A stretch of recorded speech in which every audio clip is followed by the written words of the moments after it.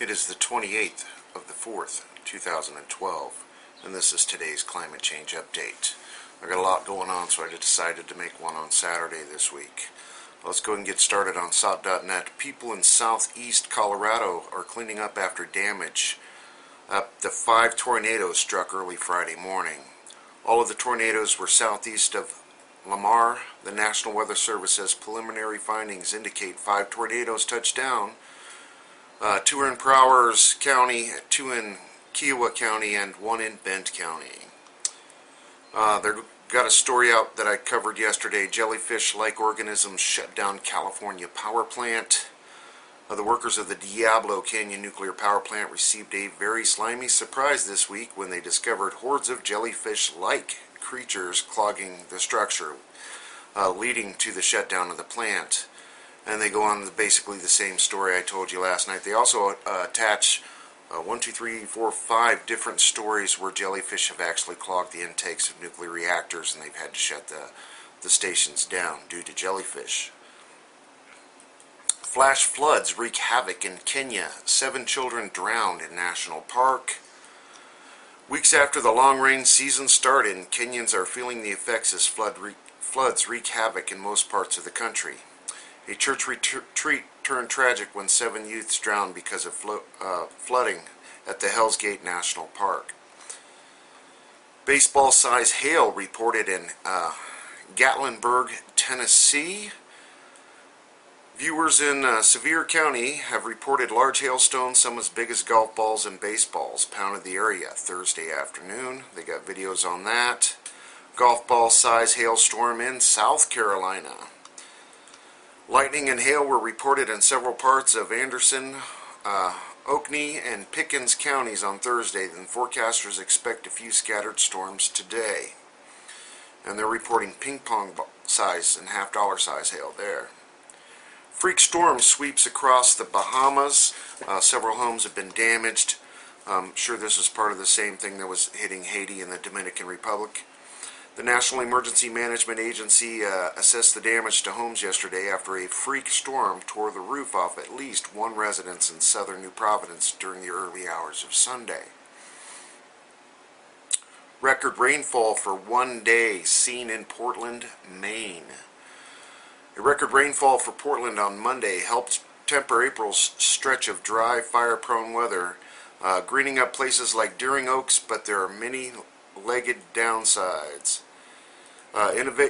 Invasive insects may crop up where they haven't been seen before.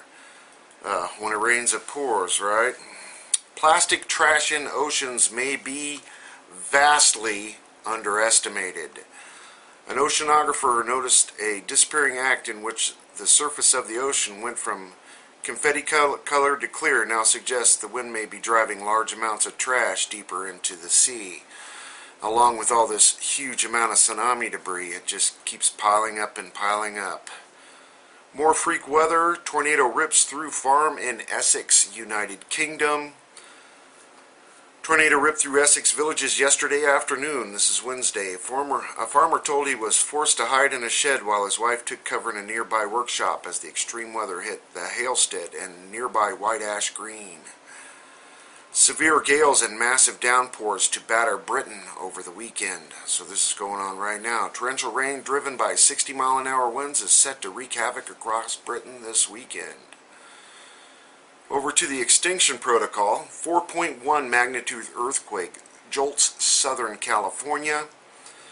Magnitude 4.1 quake rattled Southern California on Saturday morning, but there were no reports of damage or injuries. The trembler struck at 8:07 near Devore, about 60 miles east of downtown Los Angeles, and it was felt across the region. Got an Agenda 21 piece. The population time bomb. World needs to stabilize population and cut consumption, says Royal Society. So the 1%ers are justifying their slow kill. Come here.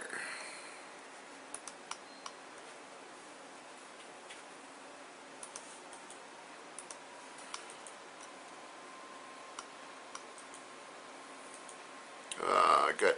east and west coast of Canada hit with earthquake swarms. 4.7 earthquake struck about 200 kilometers west of Vancouver Island on Friday morning.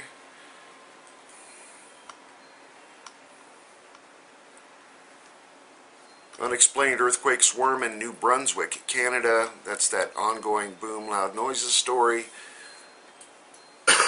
And another 6.7 magnitude earthquake hits Tonga Trench east in the Pacific. That's up by New Zealand and Australia, southern Pacific. And here's another story. Study finds warming speeding up rainfall cycle. An Australian study of the ocean salinity over the past 50 years have revealed a fingerprint showing that climate change has accelerated the rainfall cycle. Researchers said on Friday, basically from all the snow and melt pouring into the oceans, it's changed the salinity of the oceans itself and the pH level, which is producing more rain. And basically, where it's dry, it's going to suck it out faster, and where it's wet, it's going to pour it down harder, kind of thing. And that's about all new they've got going on tonight. The only other thing I wanted to cover on RSOE today is Mexican officials Wednesday said that there was a chance that the Popo volcano might become more active, but the local residents have no reason to worry.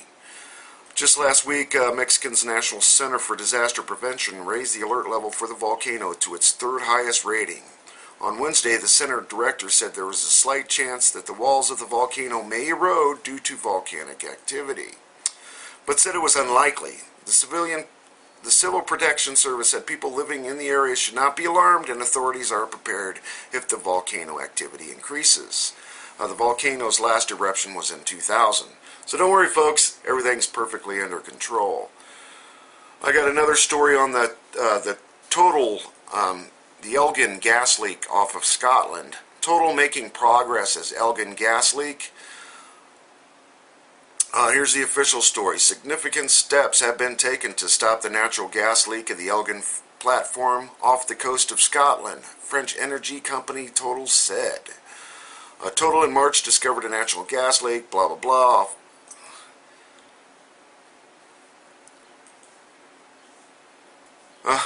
Right around 1.2 million cubic feet per day of gas is the official release total.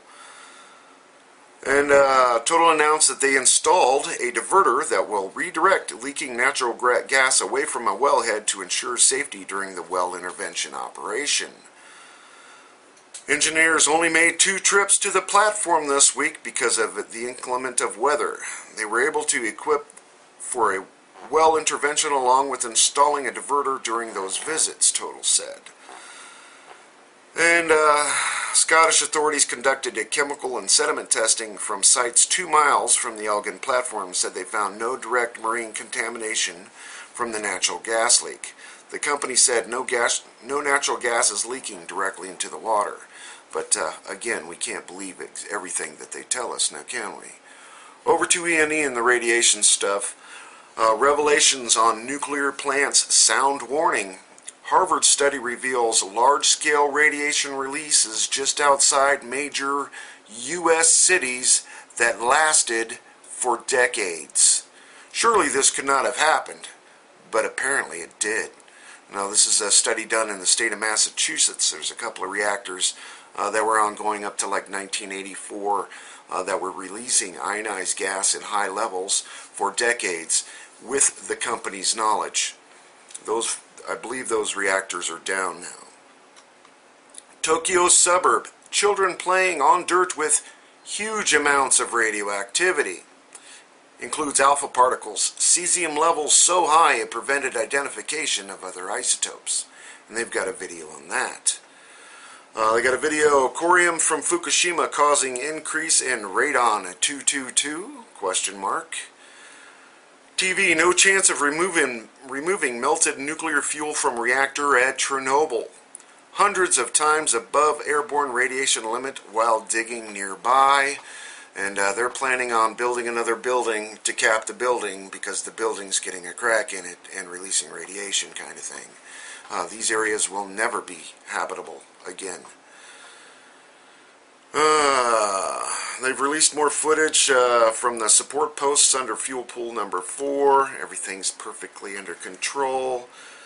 Japan medical doctors coming to America to tell of Fukushima's underreported health consequences.